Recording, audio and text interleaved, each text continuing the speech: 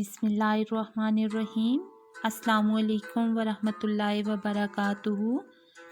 अज़ीज़ तालिबात, आज की साल दोम की इस क्लास में लेक्चर नंबर 4 के साथ खुश आमदीद कहती हूँ। सबक मुसलमानों का कदीम तर्ज़ तालीम के पहले 2 अदवार को हमने पढ़ लिया। आज हम मौलाना शिबली नोमानी की तहरीर करदा इस तहरीर के तीसरे दौर की तरफ आते हैं। तीसरा दौर खिलाफत यानी खिलाफत उस्मानिया और आलम इस्लाम के हवाले से हम पढ़ेंगे। सल्तनत उस्मानिया अजीम सल्तनत, ये मजबूत और तवील अरसे तक कायम रहने वाली और 3 बरआज़मों पर फैली हुई मुसलमानों की सल्तनत थी। सुलेमान गाजी कुर्दिस्तान के चरवाहे थे। जब चंगेज़ खान ने इनके इलाकों पर हमले किए तो वो यहाँ से मुंतकिल होकर अर्तगल नामी शख्स की क़ियादत में अनातोलिया आ गए। उस वक्त ये कबीला 100 ख़ानदानों और 400 घुड़सवारों पर मुश्तमिल था। इस इलाके में सल्जूकों की बादशाहत थी। अब ये हुकूमत तातारियों के हमलों और दूसरी तरफ रोमनों से बरसरे पेकार होकर रोज़ बरोज़ ज़वाल की तरफ गामज़न थी। जब अर्तगल अपने कबीले के साथ अनातोलिया पहुँचे तो यहाँ 2 गिरोहों में खूनरेज़ जंग जारी थी। एक तरफ रोमनों की बड़ी ताकत और दूसरी तरफ सल्जूकों की छोटी फ़ौज।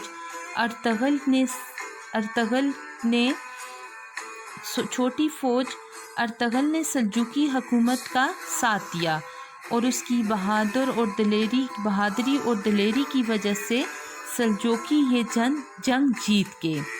सुल्तान सलाहुद्दीन अयूबी ने खुश होकर अर्तगल को अनातोलिया की मगरबी सल्तनत अता की। सल्जूकी गुमराह हो गए, लेकिन अर्तगल ने इंतहाई वफादारी से सलाहुद्दीन का हमेशा साथ दिया। 1258 ईस्वी मुसलमानों के ज़वाल का बदतरीन दौर। बगदाद को हिलाकू खान ने तहस नहस कर दिया।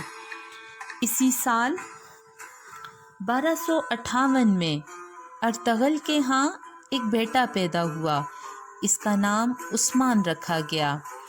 उस्मान उलूम फ़नून और ज़हानत में अपने वालिद से किसी तरह कम ना था।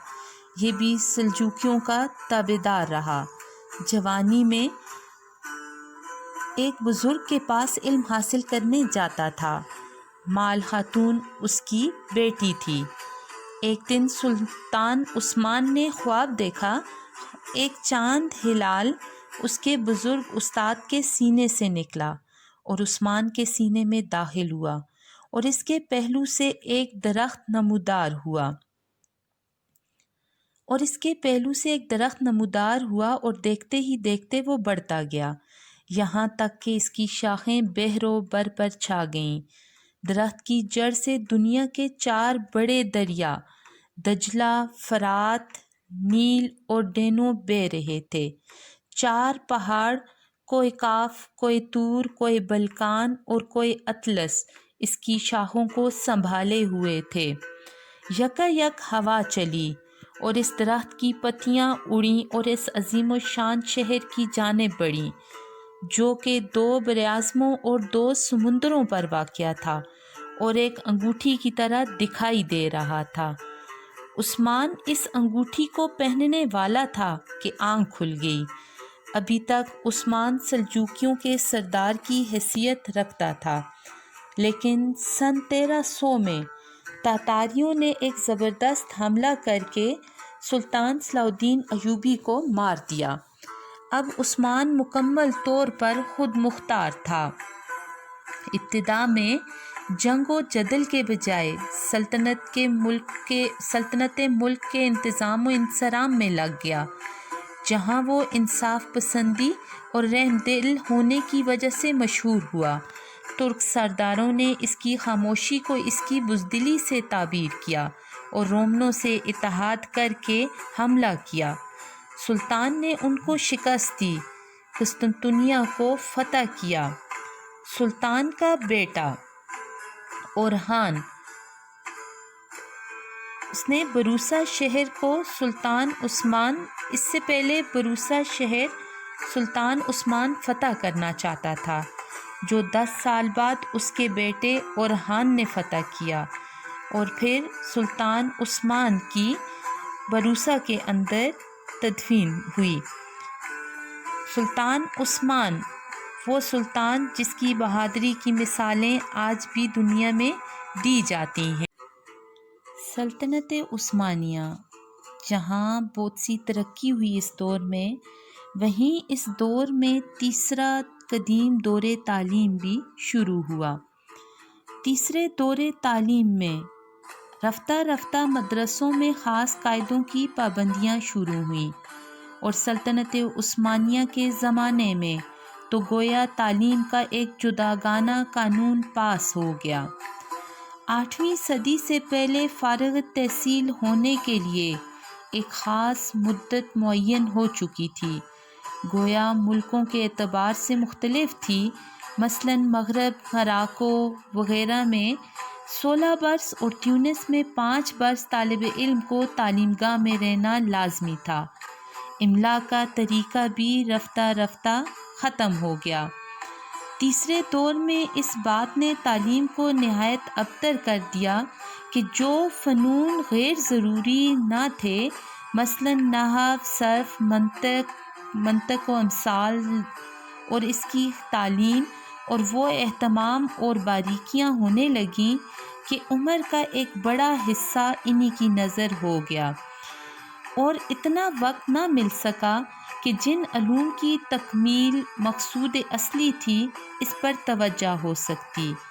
تصانیف کی کثرت اور اس کا درس میں داخل ہونا اس بات نے بھی نہایت نقصان پہنچایا۔ پہلے اور دوسرے دور میں زیادہ تر فن کی تعلیم ہوتی تھی، لیکن تیسرے دور نے کتابی تعلیم کی بنیاد ڈالی، جس میں اصلی مسائل سے زیادہ کتاب کی عبارت اور اس کے متعلقات سے بحث ہوتی تھی۔ ان مدرسوں میں فلسفہ و منطق کی تعلیم کا بہت کم اہتمام تھا، اور اکثر نامور مدرسوں میں ان علوم نے رسائی ہی نہیں پائی تھی۔ انقلابات حکومت نے جو کثرت ممالک اسلامی میں ہوئے، ان مقاصد کے لیے زیادہ تر مفید بھی ثابت ہوئے۔ ایک خاندان مکمل طور پر تباہ ہو جاتا تھا، مگر اس کے علمی آثار اکثر محفوظ رہتے تھے۔ جو گاؤں اور علاقے مدرسوں پر پہلے وقف ہو چکے تھے، دوسری نئی حکومت ان کو غصب نہیں کر سکتی تھی۔ ہلاکو خان نے نہ صرف بغداد کو غارت کیا، بلکہ تمام علوم اسلامیہ کو ایک عرصے تک بے چراغ بھی کر دیا، تاہم اوقاف میں کچھ تصرف نہ کر سکا، اور اس نے بغداد وغیرہ کے تمام اوقاف محقق طوسیٰ کے ہاتھ میں دیے، جس کا بڑا حصہ محقق موصوف نے رصد خانے کی تعمیر میں صرف کیا۔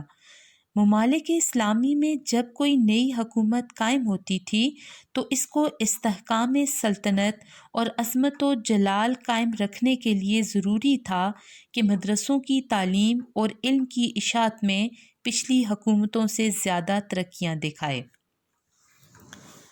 ہم نے اس آرٹیکل میں کس قدر تفصیل کے ساتھ مدرسوں کے حالات لکھے ہیں، مگر ہم یہ بتا دینا چاہتے ہیں کہ اسلامی تعلیم کا اندازہ کرنے کا یہ نہایت چھوٹا پیمانہ ہے۔ شبلی یہ بھی کہتے ہیں کہ ہماری علمی فیاضیوں، ایجادات و صناع یعنی صنعت کو مدرسوں کے احاطے سے باہر ڈھونڈنا چاہیے۔ مدرسوں کی کثرت اور عالمگیر رواج نے بھی پرائیویٹ تعلیم گاہوں کی تعداد کو کم نہیں کیا۔ 748 ہجری میں جب کہ مصر مدرسوں اور دارالعلوم سے معمور تھا، خود مصر کی ایک جامع مسجد میں 40 سے زائد حلقۂ درس تھے، جن میں ہر قسم کے علوم و فنون پڑھائے جاتے تھے۔ شبلی نعمانی کہتے ہیں کہ میں نے اس آرٹیکل میں اس بات سے مکمل طور پر پرہیز کی ہے کہ میں اپنے آباء و اجداد یعنی سلف کے کارناموں کو زیادہ آب و تاب سے لکھوں۔ قوم کی آج یہ حالت ہے کہ جتنا لکھا گیا ہے یہ بھی ان کے چہرے پر نہیں کھلتا، اور سلف کے مفاخر کا میں کیا ذکر کر سکتا ہوں۔ ہم نے جب خود کچھ نہیں کیا تو اس سے کیا حاصل کہ ہمارے آباء و اجداد نے بہت کچھ کیا تھا۔ عزیز طالبات، اس کے ساتھ ہی آج کا یہ ٹاپک ہمارا مکمل ہوتا ہے۔ مولانا شبلی نعمانی نے ہمارے سامنے اپنی کتاب مقالات شبلی کے 3 ادوار کو بیان کیا، جن کا میں نے آپ کے سامنے تفصیلی ذکر بیان کیا۔ امید ہے آپ کو سمجھ آ گئی ہوگی۔ اس کے ساتھ ہی اب میں آپ سے اجازت چاہتی ہوں۔ اللہ